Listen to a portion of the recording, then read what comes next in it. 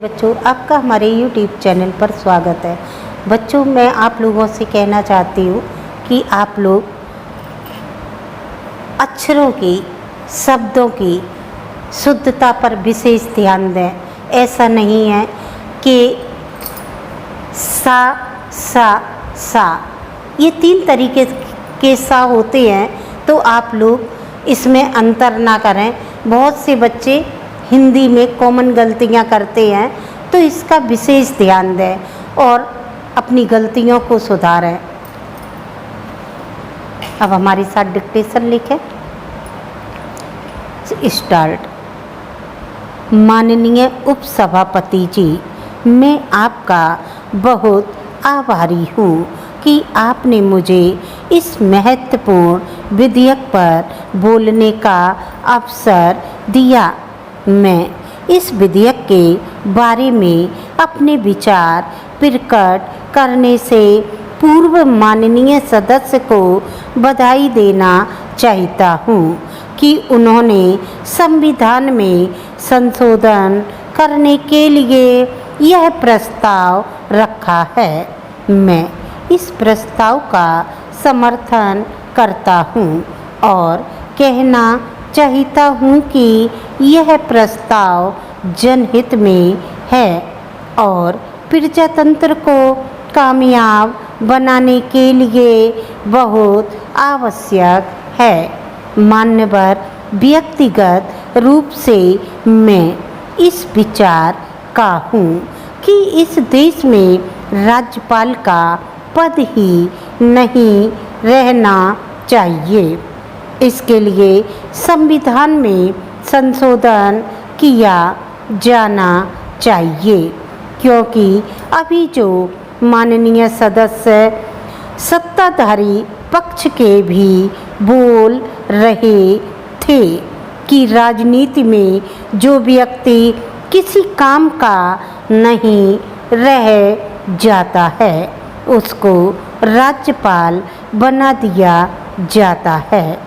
उसकी नियुक्ति सरकार द्वारा की जाती है, इसलिए वह केंद्र सरकार की राय के अनुसार काम करता है। वह किसी भी रूप में जनता का प्रतिनिधि नहीं होता है, या तो वह उस राज्य में विधानमंडल का सदस्य हो या लोकसभा या राज्यसभा का सदस्य हो, तभी वह जनप्रतिनिधि कहा जा सकता है और जनता की आकांक्षाओं के अनुरूप काम कर सकता है। यह सही है कि यदि उस राज्य में विधानसभा है तो वह मुख्यमंत्री की राय मानकर मान और सकता है, किंतु केंद्र के प्रतिनिधि होने के नाते उसके लिए यह आवश्यक नहीं है कि वह जनप्रतिनिधियों की राय माने।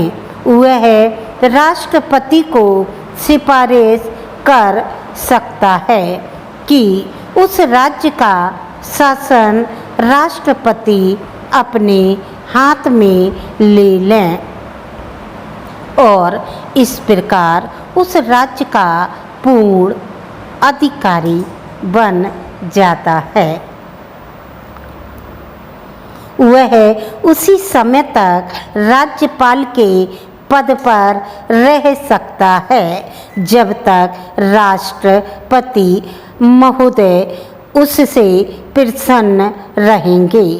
अब राष्ट्रपति केंद्रीय सरकार के प्रधानमंत्री की सलाह पर कार्य करता है, इसलिए राज्यपाल पूरी तरह से केंद्रीय सरकार के अधीन रहता है और उसको प्रसन्न रखने का काम करता है। इसलिए यह कहना कि राज्यपाल अपने विवेक पर काम करता है। यह केवल कहने के लिए है। सच्चे अर्थों में वह अपनी इच्छा से काम नहीं करता, वरन केंद्रीय सरकार के इशारे पर काम करता है। इस बात के उदाहरण हैं जबकि राज्यपालों ने संविधान के नियमों के विरुद्ध काम करता है। राष्ट्रपति शासन लागू करवाता है। बाद में केंद्रीय सरकार ने पुनः उस राज्य में जनप्रतिनिधि की सरकार स्थापित की और राष्ट्रपति शासन हटाया। आपको डिक्टेशन अच्छी लगी तो आप सब्सक्राइब करें, लाइक करें। That's all.